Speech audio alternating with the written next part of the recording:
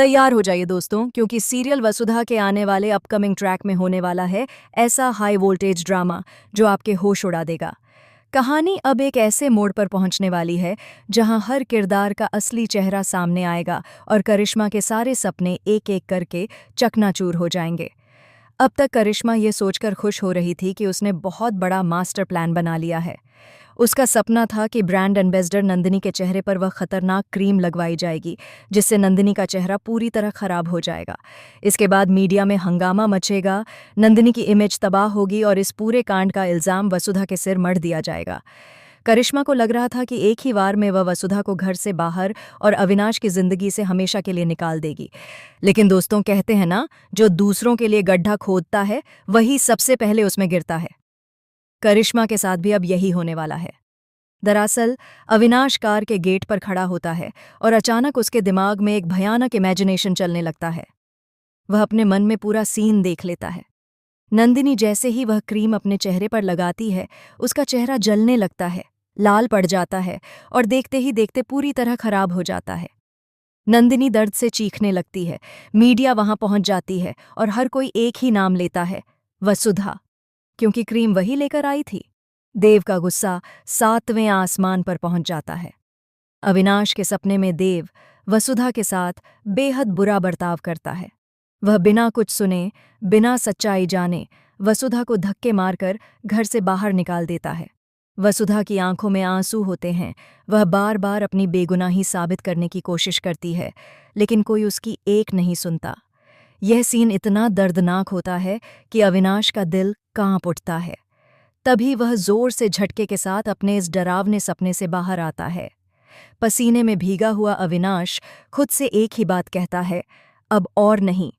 अब वह करिश्मा की एक भी बात नहीं मानेगा।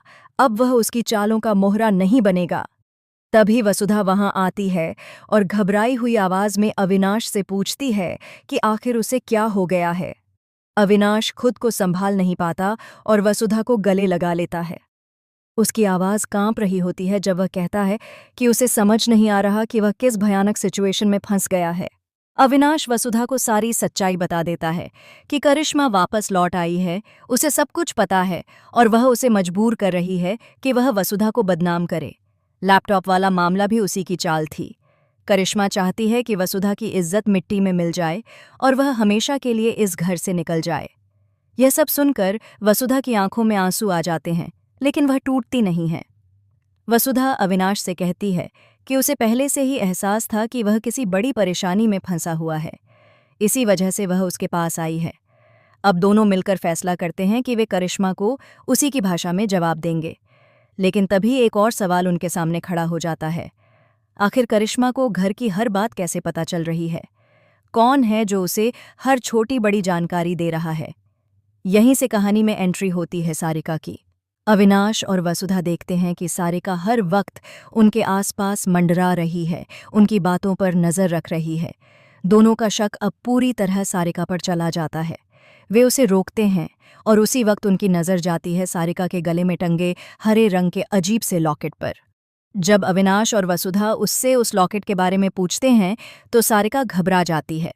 पहले वह बात टालने की कोशिश करती है, लेकिन फिर बताती है कि वह एक बाबा से मिली थी जिन्होंने उसे यह लॉकेट दिया है।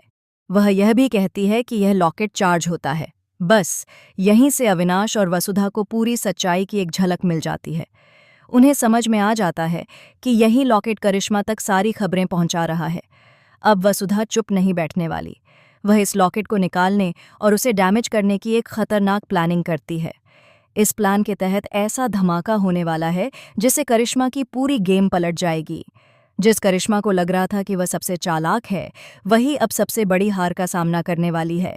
लॉकेट जैसे ही डैमेज होगा, करिश्मा का हर राज सामने आ जाएगा और उसका घमंड चूर चूर हो जाएगा।